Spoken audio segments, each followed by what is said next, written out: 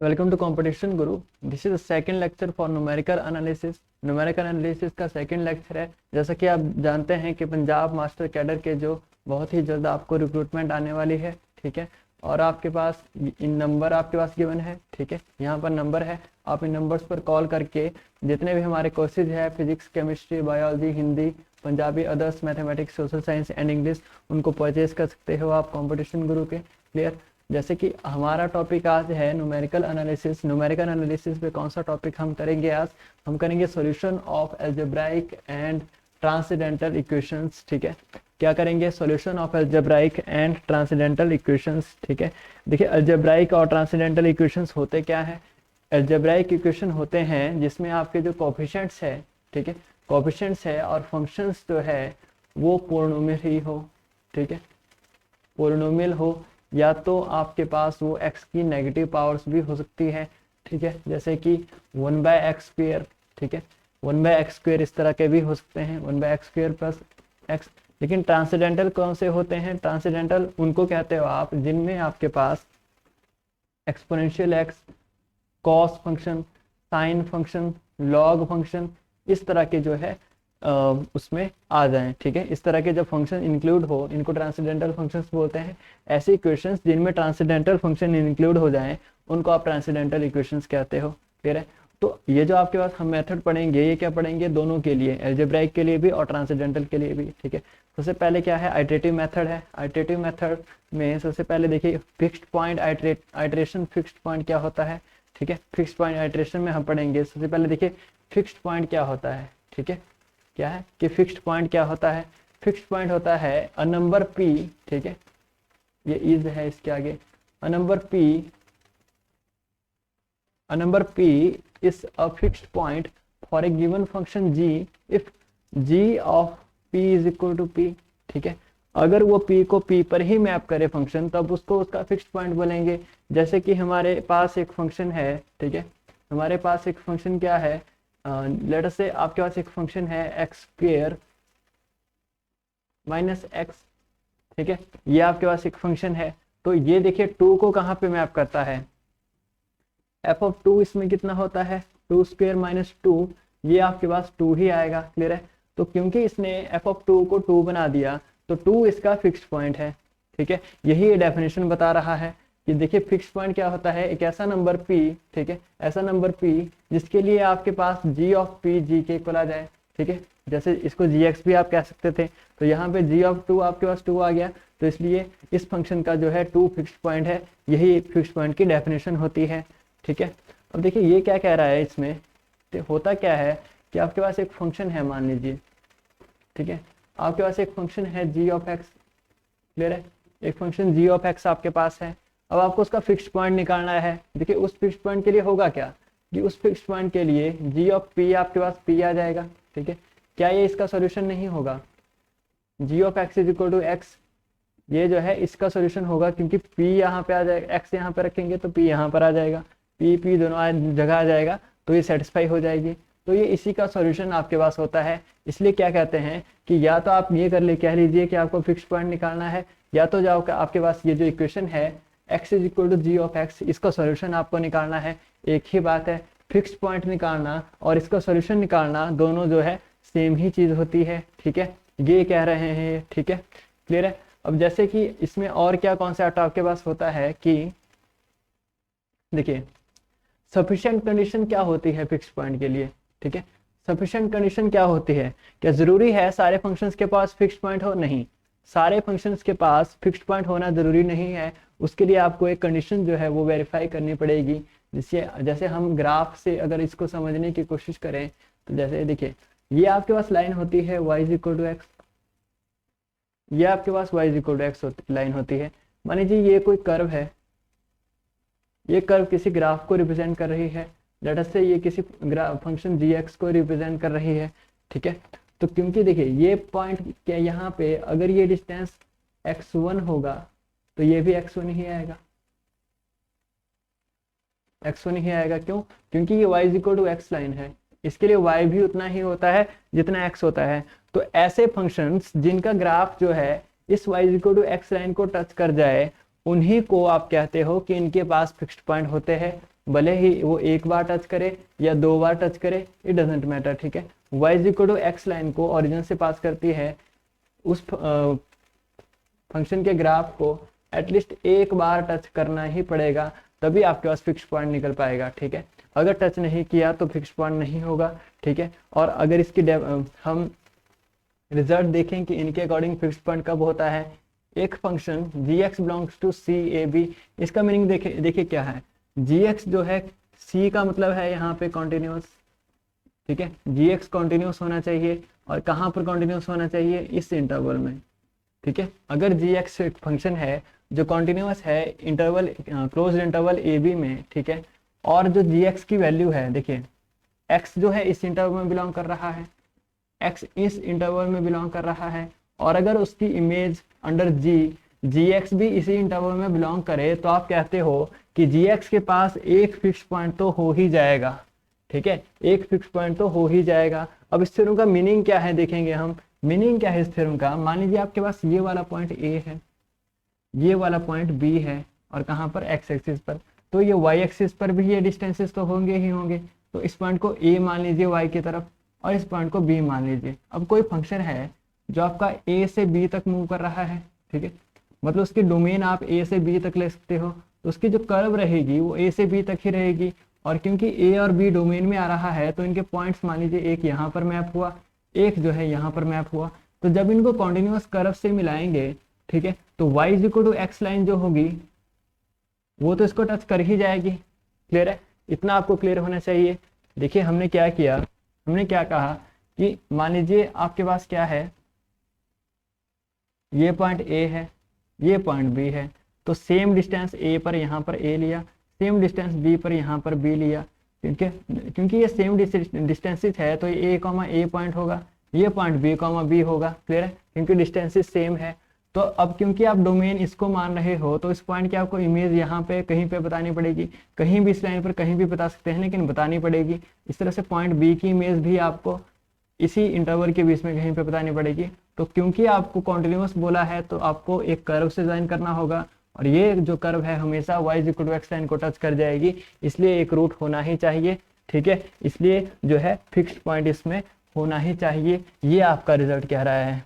I think it is clear, it is very much clear to you. Clear, तो हमने क्या कहा, देखिए रिजल्ट याद रखिएगा कि अगर एक इंटरवल ए बी आपके पास गिवन है, ठीक है, एक इंटरवल ए बी अगर आपके पास गिवन है, जैसे यहाँ पे इंटरवल ए बी है, इसमें फंक्शन कॉन्टिन्यूस है और उसकी जो इमेज है वो भी उसी इंटरवल में बिलोंग कर रही है, तो क्या होगा, देखिए एक इंटरवल आपको चाहिए, उस इंटरवल में फंक्शन कॉन्टिन्यूस चाहिए और उसकी इमेज भी उसी इंटरवल में चाहिए, तो जो है फंक्शन के पास एक फिक्स्ड पॉइंट होगा ही होगा। ये हमारा रिजल्ट कह रहा है, ग्राफिकली मैंने आपको समझा दिया। देखिए नेक्स्ट क्या है, एफ इन अ डोमेन, ठीक है, एफ इन एडिशन। देखिए इसके साथ साथ अगर ये भी हो जाता है, क्या हो जाता है, जो gx आपके पास है, देखिए gx जो है वो एग्जिस्ट करना चाहिए ओपन इंटरवल ए बी पे, ठीक है, फंक्शन का जो डेरिवेटिव है वो ओपन इंटरवल ए बी पे एग्जिस्ट करना चाहिए। और क्या होना चाहिए, एक ऐसा constant k less than 1 exist करना चाहिए सच दैट gx का जो डेरिवेटिव आएगा और उसका जो मॉडुलस आएगा वो k से छोटा होना चाहिए, ठीक है, जो डेरिवेटिव आएगा और जो मॉडुलस आएगा वो k से छोटा होना चाहिए, ठीक है, तभी आप कह पाएंगे कि ये इस फंक्शन पे एग्जैक्टली 1 फिक्स्ड पॉइंट होगा, ठीक है, एग्जैक्टली 1 फिक्स्ड पॉइंट होगा। देखिए फर्स्ट कंडीशन ने क्या बोला कि एटलीस्ट एक फिक्स्ड पॉइंट होगा, एटलीस्ट बोला इन्होंने, मतलब एक से ज्यादा भी हो सकते हैं, एक भी हो सकता है, दो भी हो सकते हैं, तीन भी हो सकते हैं, चार भी हो सकते हैं, एंड सो ऑन, कितने भी हो सकते हैं, ये फंक्शन पे डिपेंड करेगा। लेकिन अगर इसके साथ साथ ये कंडीशन भी वेरीफाई हो जाए कि उस फंक्शन g का डेरिवेटिव जो है कहाँ पे, x belongs to open interval A B में मॉड लेस देन k हो जाए, किसी भी पॉजिटिव इंटीजर k जो 1 से छोटा है उससे, मतलब यहाँ पर उसकी बाउंड क्या आनी चाहिए, 0 और 1 के बीच में आनी चाहिए, इतना याद रखिए, ठीक है, जो उसका डेरिवेटिव है उसकी बाउंड 0 और 1 के बीच में अगर आपके पास आ जाए तो एक ही फिक्स्ड पॉइंट होगा, 2 3 4 होने की पॉसिबिलिटी नहीं है, एग्जैक्टली 1 फिक्स्ड पॉइंट होगा। देखिए क्या लिखा है, एग्जैक्टली 1 फिक्स्ड पॉइंट इस open interval close interval A B में उस केस में होगा। आपको क्लियर हुआ होगा, ठीक है। और क्या है, देखिए अब हम देखेंगे कि फिक्स्ड पॉइंट आइटरेशन का यूज करके हम जो है फंक्शन कैसे हम सॉल्यूशंस फाइंड कर सकते हैं इक्वेशन के। ठीक है, ये तो आपने कंडीशन पढ़ ही ली। ठीक है, कि क्या होना चाहिए कि ये आपके पास 0 और 1 के बीच में एग्जिस्ट करना चाहिए सच दैट फंक्शन का डेरिवेटिव जो है उससे कम हो जाए। ठीक है, देन देखिए तो उस केस में क्या होगा, द सीक्वेंस, ये वाली जो सीक्वेंस होती है, मान लीजिए आपके पास एक फंक्शन है g(x), तो फिक्स पॉइंट कैसे फाइंड करते थे आप, x is equal to g x के रूट फाइंड करके। ठीक है, तो आप अगर इस तरह से सीक्वेंस बनाएंगे कि xn is equal to ji of x n minus one.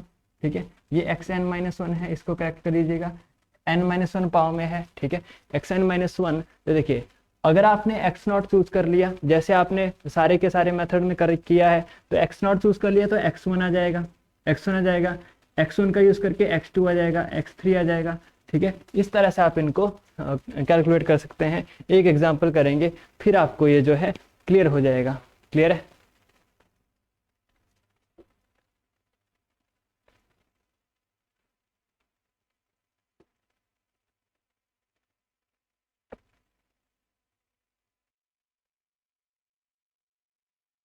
Clear है?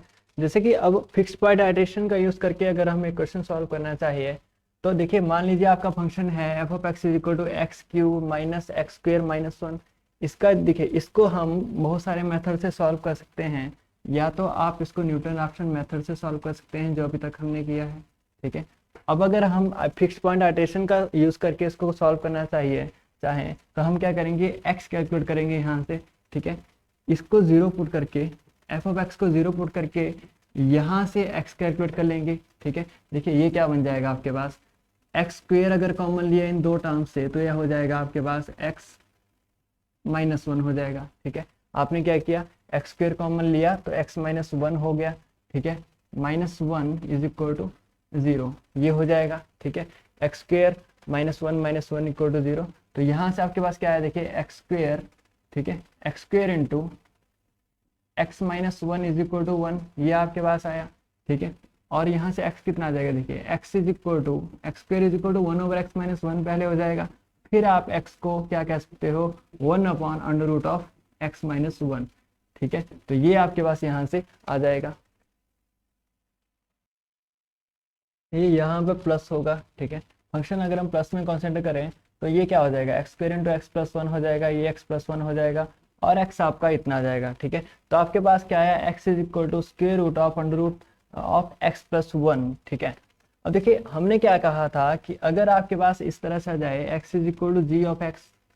ठीक है, x is equal to ji of X आ जाए, तो इस g ऑफ x का फिक्स्ड पॉइंट आप इस इक्वेशन का यूज करके निकाल सकते हैं। या तो g ऑफ x का फिक्स्ड पॉइंट निकालने का मीनिंग होगा कि आप इस इक्वेशन को सॉल्व कर रहे हैं, मतलब आप यहाँ पर अगर gx इसको मान लें, ठीक है, इसको gx मान लें, तो आपके पास ये जो इक्वेशन है यहाँ पर एफ ऑफ एक्स का रूट आपके पास आ जाएगा। ठीक है, आपने क्या किया, इसको रिड्यूस कर दिया, इसको किस तरह से रिड्यूस किया आपने, x is equal to something की फॉर्म में। बहुत सारे इसके तरीके हो सकते हैं, आप एक तरीका चूज करेंगे। ठीक है, आपने क्या किया, x को एक तरफ रखा, किसी भी तरह से आप इसको x को एक तरफ लाके one over under root x plus one कर सकते हैं।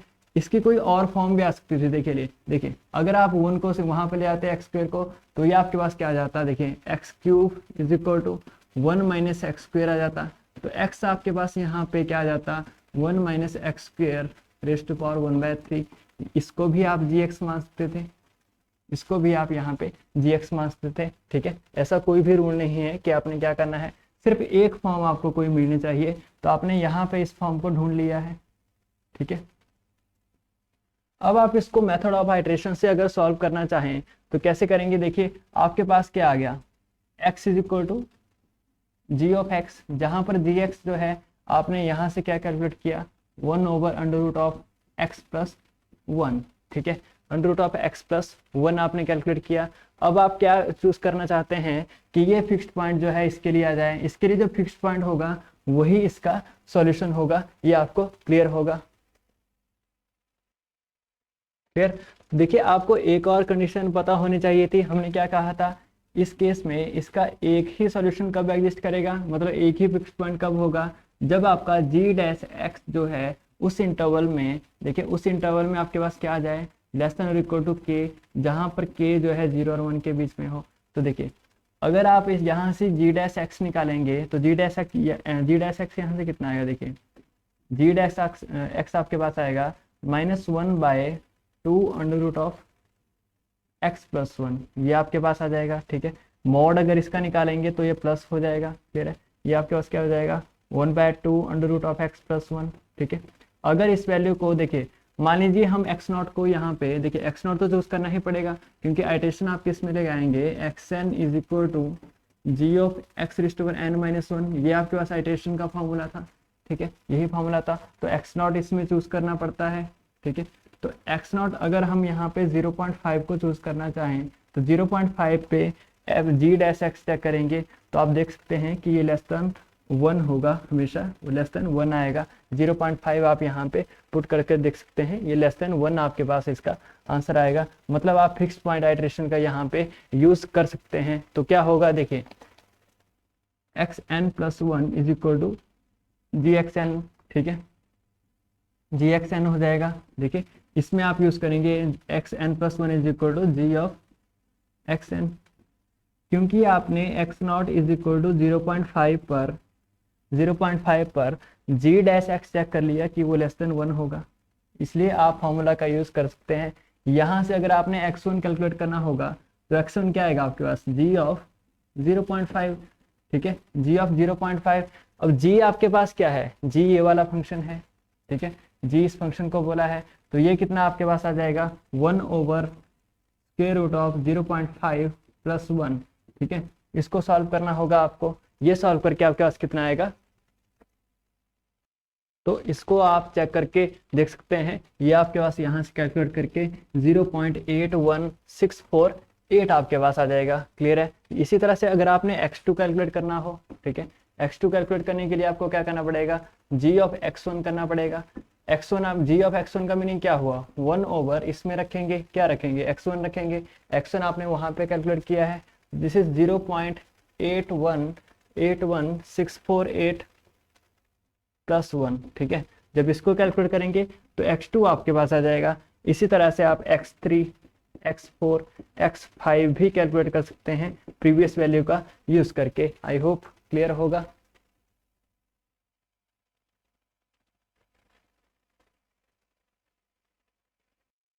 क्लियर है, जैसे कि आपके पास अगर इसको कैलकुलेट करेंगे तो x2 की वैल्यू कितनी आ जाएगी 0.74196। इसी तरह से x3 की वैल्यू आपके पास 0.75767 आ जाएगी। x4 की वैल्यू 0.75427 आएगी। ये आप इजीली कैलकुलेटर का यूज करके सॉल्व कर सकते हैं। x5 आपके पास 0.75500 आ जाएगा। इसी तरह से आप इसको कैलकुलेट करेंगे, देखिए ये बहुत ही क्लोज जाता जा रहा है, 0.75, ये भी 0.75, 0.75, ये 74 था। तो आप एक वैल्यू को अप्रोच कर रहे हैं, किस वैल्यू को अप्रोच करेंगे, x को अप्रोच करेंगे, जो आपके पास यहाँ पे फिक्स्ड पॉइंट होगा। क्लियर है, फिक्स्ड पॉइंट को आप यहाँ पे अप्रोच कर रहे होंगे। तो देखिए होगा क्या कि x0 आप चूज करेंगे, x0 आप चूज करेंगे, x1 आप निकाल लेंगे, x2 निकाल लेंगे, x3 निकाल लेंगे। जैसे जैसे आप क्लोज चलते जाते जाएंगे आपके पास जो है फिक्स्ड पॉइंट आता जाएगा। ठीक है, आप फिक्स्ड पॉइंट के नजदीक जाते रहेंगे। देखिए लेकिन आप फिक्स्ड पॉइंट पे कभी भी पहुंचेंगे नहीं। ठीक है, आप बहुत ही ज़्यादा क्लोज हो सकते हैं लेकिन 0.00001 का डिफरेंस पड़ ही सकता है। इसलिए हम क्या कहते हैं कि मेथड में हमेशा न्यूमेरिकल एनालिसिस के जितने भी मेथड होते हैं उनमें एरर होता है। ठीक है, अब इसमें एरर कितना होता है, इसके लिए आप यहाँ पे देख सकते हैं। ठीक है, फॉर्मूला लिखा है कि मान लीजिए एक्चुअल जो है रूट किसी इक्वेशन का ये है, जैसे कि वहाँ पे या तो फिक्स्ड पॉइंट आप देख सकते हैं, या तो फिक्स्ड पॉइंट आप कह लीजिए या रूट कह लीजिए। मान ले अल्फा उसका रूट है, लेकिन आपके पास nth आइट्रेशन लगा के ये वाला रूट आया। ठीक है, nth आइट्रेशन लगा के ये वाला रूट आया, तो जो एरर रहेगा वो इसका यूज करके आएगा। के यहाँ पे क्या है, जो आपने कैलकुलेट किया था कि g डैश x जो है उस पर्टिकुलर पॉइंट पे जो लेस देन k है वो k 0 और 1 के बीच में था, तो उस k का यूज करके आपके पास एरर आ जाएगा कि इनके बीच में डिफरेंस कितना है। ठीक है, ये डिफरेंस को ही डिनोट करेगा। डिफरेंस कितना होगा, k⁻n into maximum of x0 जो आप इनिशियली चूज करेंगे। a और b जो है आपके पास इंटरवल होंगे जहां पर आपको कैलकुलेट करने के लिए बोला होगा। ठीक है, उस इंटरवल में जो आपका जो एरर का डिफरेंस होगा वो इतना रहेगा। ये आपको पूछेगा नहीं जाता, बट आपको पता होना चाहिए कि अगर न्यूमेरिकल एनालिसिस है तो उसमें एरर आपके पास सॉल्यूशन में आता है, और एरर अगर कैलकुलेट करना हो तो आप इस फॉर्मूला को याद रखेंगे, या तो इसको भी याद रख सकते हैं, इन दोनों में से किसी एक को आप याद रख सकते हैं। ठीक है, यहाँ पे ये क्या है, अल्फा आपके पास यहाँ पे क्या है,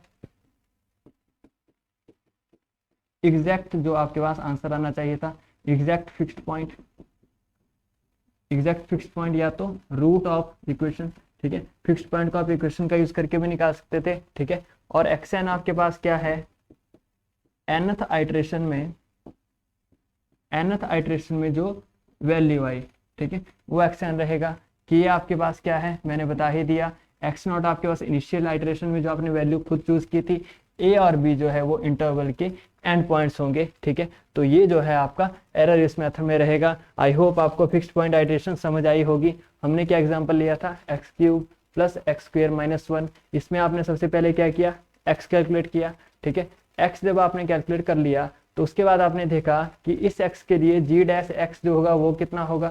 ठीक है, जी डैश एक्स आपने यहाँ पर कैलकुलेट किया, जी डैश एक्स आपने कैलकुलेट किया, और आपके पास देखा कि लेस देन 1 आया, तो फिर आप यूज कर पाए x n plus 1 is equal to ji of x n. ठीक है, एक्स नॉट आपने 0.5 माना, क्योंकि आपने जी डैश एक्स भी 0.5 पर ही चूज किया था।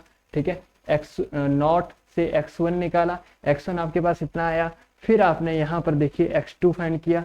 ठीक है, x2 आपने फाइंड किया, x2 आपके पास इतना आया, सेम आइटरेशन मेथड का यूज करके x3, x4, x5, ठीक है, ये कैलकुलेट करते गए और आप फिक्स्ड पॉइंट के नजदीक जाते गए। ये आपको क्लियर होगा। So thank you so much, this is for today. Next lecture में हम बाइसेक्शन मेथड करेंगे। आज के लिए इतना ही, ठीक है, क्लियर। तो आप देख सकते हैं कि आप कंपटीशन गुरु के study material notes, online test series, classroom courses, recorded sessions, online live classes, crash courses purchase कर सकते हैं। इन नंबर्स पे आप संपर्क कर सकते हैं। Thank you so much.